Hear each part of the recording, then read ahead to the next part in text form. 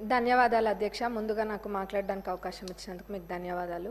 మా పాలకుర్తి నియోజకవర్గంలోని పెద్దవంగర మండలం 2016లో ఏర్పడింది.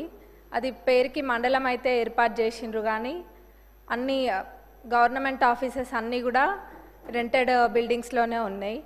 దీనికి ఒక దాతలు ముందుకొచ్చి స్థలం ఇవ్వడం కూడా జరిగింది.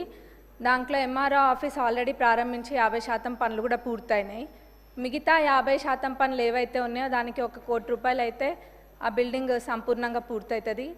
దానికి నిధులు ఇవ్వాలని సంబంధిత మంత్రివర్యులని అడుగుతున్నాం.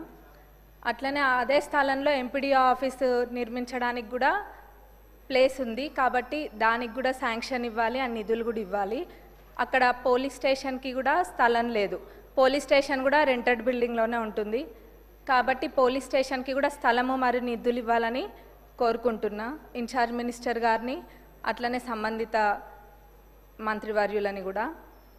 ఇంకా మా పాలకుర్తి నియోజకవర్గంలోని పాలకుర్తి మండల్లో బస్ స్టేషన్, ఆ బస్ స్టేషన్ అయితే ఎవరు పట్టించుకున్న నాదుడే లేడు ఇన్ని రోజులు.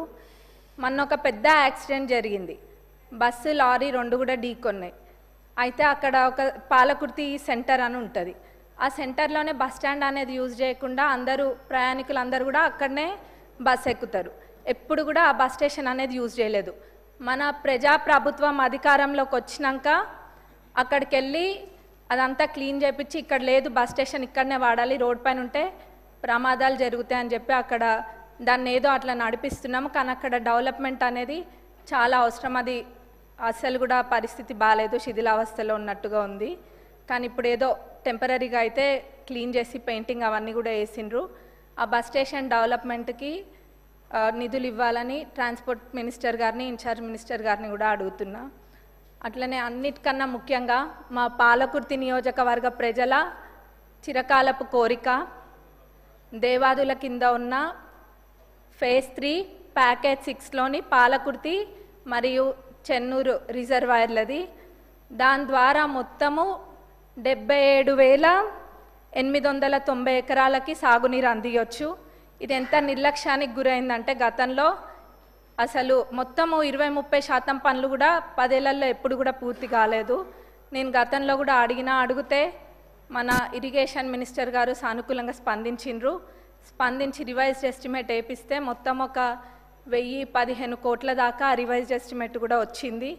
వారు దేవాదులలో ప్రత్యేక శ్రద్ధ చూపిస్తున్నారు మన ఇరిగేషన్ మినిస్టర్ గారు కూడా, ఎందుకంటే తక్కువ దాంతో ఎక్కువ ఆయకట్టుకి నీళ్ళు వస్తాయని చెప్పి. ప్రభుత్వం వచ్చినాక, మన ప్రజాప్రభుత్వం అధికారంలోకి వచ్చినాక అదే చేస్తున్నారు. ఎక్కడైనా కానీ తక్కువ ఖర్చుతోటి ఎక్కువ ఆయకట్టు ఎక్కువ వస్తుందో అట్లాంటి ప్రాజెక్టుల పైన దృష్టి పెట్టడం జరిగింది. అందులో మా పాలకుర్తి చెన్నూరు ఇది దేవాదుల కూడా ఉంది. కాబట్టి దీనికి నిధులు కేటాయించాలని మన ఉప ముఖ్యమంత్రి వర్యులని, ముఖ్యమంత్రి గారిని, ఇన్ఛార్జ్ మినిస్టర్ గారిని, ఇరిగేషన్ మినిస్టర్ గారిని కూడా కోరుకుంటున్నాం. ఎందుకంటే ఇది మా ప్రజలు ఎప్పటి నుంచో కోరుకుంటున్నారు, ఎప్పుడు కూడా అది పడవబడే ఉంది. కాబట్టి ఇది చేయడం వల్ల చాలా మటుకు రైతులకి మేలు చేకూరుతుంది మా ప్రాంతంలో. అందులో ఎక్కువ శాతం అంటే 45,000 ఎకరాలు, ఆ 77,000 ఏదైతే ఉందో అందులో 45,000 ఎకరాలు మా నియోజకవర్గానికి సంబంధించే ఉంది, 45,000 ఎకరాలు. అట్లనే తుంగతుర్తిలో 13,277 ఎకరాలు, స్టేషన్ గన్పూర్లో 9,378 ఎకర్స్కి, అట్లనే వర్ధన్నపేటలో 10,180 ఎకరాలకు కూడా దీని ద్వారా సాగునీరు అందుతుంది. ఇది చాలా ఇంపార్టెంట్ ప్రాజెక్ట్ కాబట్టి దీనికి నిధులు కేటాయించాలని కోరుకుంటున్నాను. ధన్యవాదాలు అధ్యక్ష. అధ్యక్ష, తమరి ద్వారా గౌరవ సభ్యురాలు సోదరేమని అడిగినట్లు ఏదైతే అన్కంప్లీటెడ్ ఉందో ఎంఆర్ఓ ఆఫీసు దాన్ని కంప్లీట్ చేస్తూ, అదే రకంగా MPDO office, police station, bus స్టాప్కి సంబంధించిన అంశాలు కూడా అడిగారు. తప్పకుండా వాటిని కూడా పరిశీలించడం జరుగుద్ది. ముఖ్యంగా ఇరిగేషన్కి సంబంధించిన దేవాదుల ప్రాజెక్టుకు సంబంధించిన అంశంలో ఈ పాలకుర్తి నియోజకవర్గం కానీ ఆ పరిసర ప్రాంతాల్లో ఉండే మిగతా నియోజకవర్గాలకి కృష్ణా గోదావరి పరివాహక ప్రాంతానికి సంబంధించిన నీటి సరిగా రాని కారణంగా ఇబ్బంది పడుతున్నమాట వాస్తవం. ఫేజ్ 3కి సంబంధించిన దాంట్లో రేపు ప్రతిష్టాత్మకంగా ఈ ప్రభుత్వం ఏర్పడిన తర్వాత గౌరవ ముఖ్యమంత్రి రేవంత్ రెడ్డి గారు కానివ్వండి, ఉప ముఖ్యమంత్రి గారు అదే రకంగా ఇరిగేషన్ శాఖ మంత్రివర్యులు కూడా ప్రత్యేక శ్రద్ధ తీసుకొని ఆ ఫేజ్ 3కి సంబంధించిన ఆ స్కీమ్ని కంప్లీట్ చేసి రేపు ప్రారంభించుకోబోతున్నామని ఈ సభ ద్వారా వరంగల్ ఉమ్మడి ఖమ్మం జిల్లా రైతాంగాన్ని అందరికీ కూడా తెలియజేస్తున్నాను అధ్యక్ష. Thank you. డాక్టర్ సంజయ్ గారు.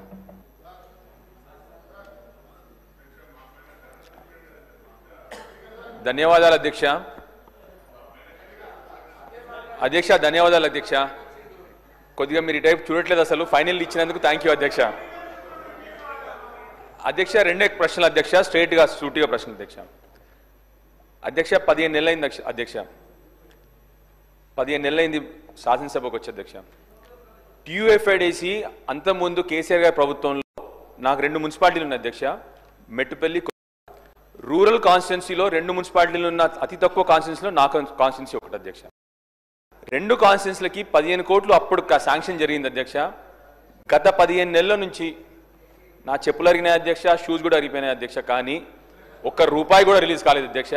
దయచేసి మీ ద్వారా ప్రభుత్వాన్ని కోరుతా ఉన్నాను, ముఖ్యమంత్రి గారిని, ఎందుకంటే వారే మున్సిపల్ అడ్మినిస్ట్రేషన్ మినిస్టర్ కాబట్టి, సేమ్ టైం ఉప ముఖ్యమంత్రి గారిని కూడా కొద్దిగా కరుణ చూపెట్టాలి మా కాన్స్టిట్యున్సీ మీద. ఎందుకు అంటే అధ్యక్ష, రెండోది ఆరోగ్య శాఖ మంత్రి గారు కూడా ఇక్కడ ఉన్నారు కాబట్టి వారు ప్రతిసారి వారు సంతకం చేసి పెడతా ఉన్నారు. మా హాస్పిటల్ అధ్యక్ష పెచ్చులు ఉడతా ఉంది మెట్పల్లిలో, వారు సంతకం పెడతా ఉన్నారు కానీ ఉప ముఖ్యమంత్రి గారు దానికి శాంక్షన్ ఇవ్వట్లేదు అధ్యక్ష.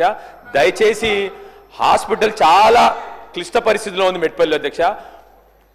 చివరికి అధ్యక్ష, మూడోది నిన్నగాక నిన్న మళ్ళీ ఉప ముఖ్యమంత్రి గారే మొన్న ఏం చేశారు అధ్యక్ష అంటే, వారు అసెంబ్లీని డిస్ట్రాక్ట్ చేయడానికి చాలాసేపు గంట సేపు రుణమాఫీ గురించి మాట్లాడినారు. పర్వాలేదు.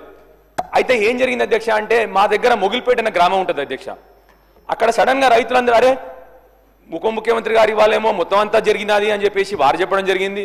వాళ్ళ రైతులందరూ ఏం చేసినారు నిన్న అధ్యక్ష అంటే, మరి మాకు 350 మందికి ఒక్క గ్రామంలోనే మాకు రుణమాఫీ జరగలేదు, మేము అందరం వెళ్ళి ప్రజావాణి సోమవారం కదా అధ్యక్ష, ప్రజావాణిలో కలెక్టర్ గారికి మేము మొగిలిపేట గ్రామం మొగిలిపేట విలేజ్ మల్లాపూర్ మండల్ కొరుట్ల కాన్స్టిట్యున్సీ అధ్యక్ష, వాళ్ళందరూ మేము ప్రజావాణికి వెళ్ళి మేము ఒక వినతి పత్రం ఇస్తాం కలెక్టర్ గారికి అంటే అధ్యక్ష, మిమ్మల్ని కూడా రిక్వెస్ట్ చేస్తున్నాను అధ్యక్ష, అసెంబ్లీ జరుగుతున్న సమయంలో ఆ గ్రామస్తులందరినీ అరెస్ట్ చేశారు అధ్యక్ష.